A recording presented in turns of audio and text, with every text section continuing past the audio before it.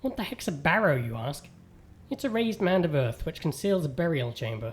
When I lived in the Gulf Emirate of Bahrain, there were parts of that island filled with extensive burial mounds dating back thousands of years, which were used traditionally to inter the dead. Same deal here, only this game is set in Yorkshire. Tumulus is the technical word, but maybe the excavation of Hobbs' tumulus didn't test so well with the core demographic. Anyway, the point is, video games can teach you a thing or two, including what the plural of tumulus is. The excavation of Hobbs' Barrow is an example of the kind of game that's possible in this wonderful indie gaming renaissance that we're currently living through. In the past, if you approached a publisher and told them you wanted a whole bunch of money from them so you could make an esoteric folk horror game set in the Yorkshire moors, featuring a female antiquarian protagonist, you'd be laughed out of the room. But here we are. The gatekeepers are dead, deeply specific games are getting made. It's a wonderful time to be alive. In the game, you play as Thomasina Bateman. She's travelling around England conducting research for a book she's writing, Vestiges of the Antiquities of Rural England. Her latest venture finds her in the small village of Bewley on the Yorkshire moors. She's looking to excavate Hobbs' Barrow, a local burial mound. The village of Bewley has all the hallmarks of those classic tiny English villages you see in horror films like American Werewolf in London or The Wicker Man. It's permanently shrouded in a thick veil of fog and populated by surly villagers who are deeply suspicious of outsiders. They wish you'd stop asking so many impertinent questions and go back to the big city you came from. They just want to be left alone. You hate that station, don't you? Oh, I curse Midland Railway for bringing their damn line through Bewley. This is our town, our land. 'Tis no place for outsiders. The atmospherics are done so well. The amazing pixel art does a perfect job of making you actually feel the chill of the rain-soaked moors, the penetrating damp of the fog permeating every nook and cranny. I particularly loved the pervasive mood of nighttime, the heavy darkness punctured by the glow of sickly yellow village lights. I almost wish more of the game was set at night. Rounding out the overall ambience is some absolutely outstanding voice acting. There are some superb rich Yorkshire brogues on display here, and it was a joy to listen to the nouts and glottal stop T's.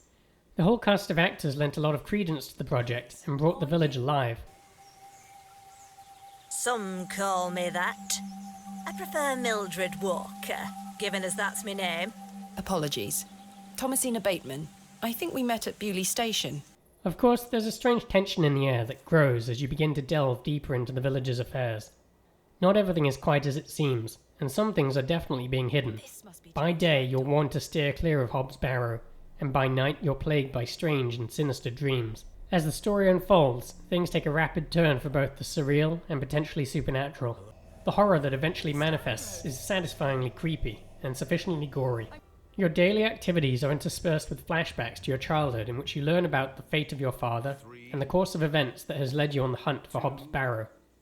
I definitely enjoyed this backstory exposition, as it helped explain motives and lent depth and dimension to Thomasina's character. For the most part, I was engrossed in the story. I greatly enjoyed chatting with the range of colourful characters and following the natural arc the plot was taking. Quite a lot of the game involves actually finding Hobbs' Barrow itself, and then finding people to help you excavate it. It's perhaps the final part of the game where you enter the barrow where my enjoyment waned. Everything that made the game strong, the beautiful environments, strong characters, interesting puzzles, suddenly evaporated. On top of that, the plot twists demand a little more suspension of disbelief than I was willing to give.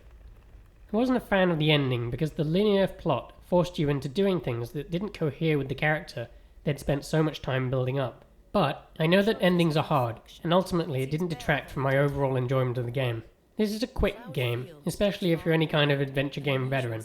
The puzzles are mostly obvious, and it was generally really clear what I needed to do next. I liked that because it helped keep the narrative flowing smoothly. Think of this more like a visual novel with light puzzling.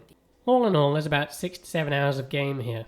With just one ending, the only thing to go back for is to collect achievements, so factor that in as you think about the value for money proposition.